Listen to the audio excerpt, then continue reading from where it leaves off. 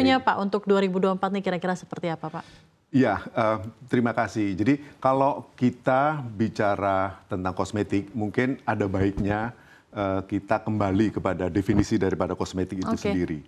Jadi sesuai dengan batasan yang diberikan oleh Badan Pengawas Obat dan Makanan, jadi kosmetik itu adalah bahan atau sediaan yang dipakai di luar tubuh manusia, di epidermis, di kulit, kemudian rambut, kuku, bibir, bahkan juga gigi dan mukosa mulut.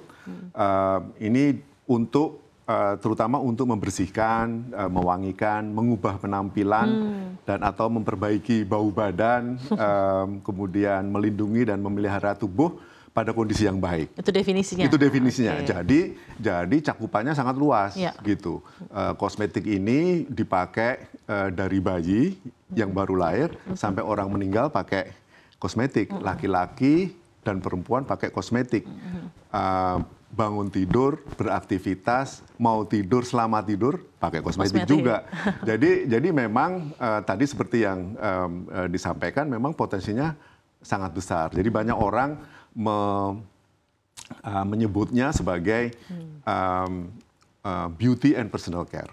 Ya. Nah, tadi seperti Anda sampaikan juga, menurut Statista memang pasar dari kosmetik atau beauty and personal care tahun ini tuh sekitar 9,1 miliar US dollar, ya, dan itu diperkirakan akan terus tumbuh dalam at least 4-5 tahun ke depan, gitu ya. CAGR-nya sekitar 4,4% menurut Statista. Nah, kalau tadi tanya 2024 gitu, kebetulan minggu lalu saya baru menghadiri Kantar Indonesia FMCG Outlook.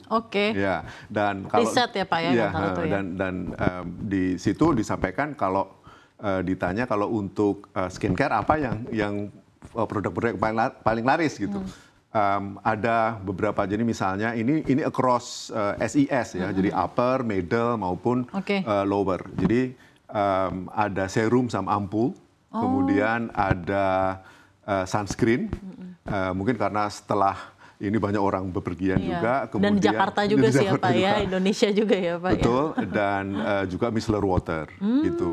Nah kalau untuk make up ada lip cream, ada juga cushion. Gitu. Nah kurang lebih seperti itu. Tapi so far bagaimana Pak Anda melihatnya perkembangan dari industri kosmetik ini dari tahun ke tahun? Karena kalau masyarakat awam saja melihat ya Pak, 2-3 tahun belakangan ini sepertinya industri kosmetik dan kecantikan itu boomingnya luar biasa Pak. Ditambah the power of social media dan peran influence dari social media yang memang sangat kencang gitu untuk meningkatkan interest terhadap industri ini. Betul.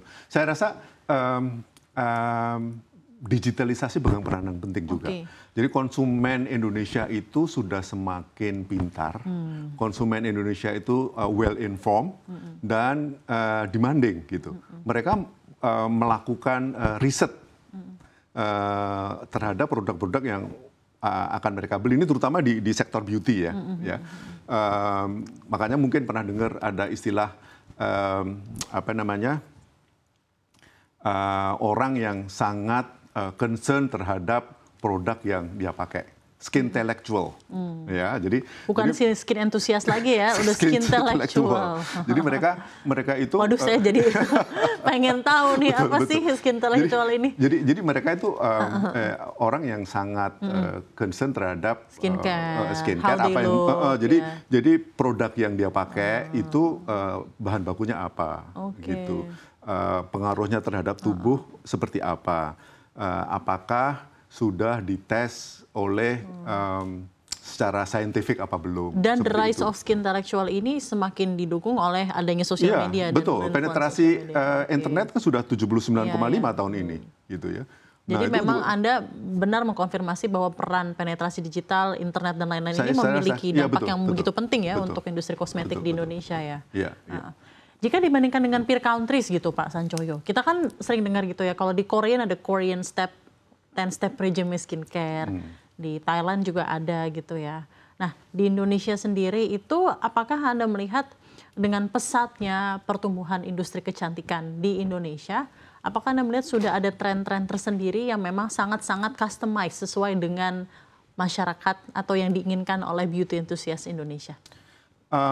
Sebetulnya salah satu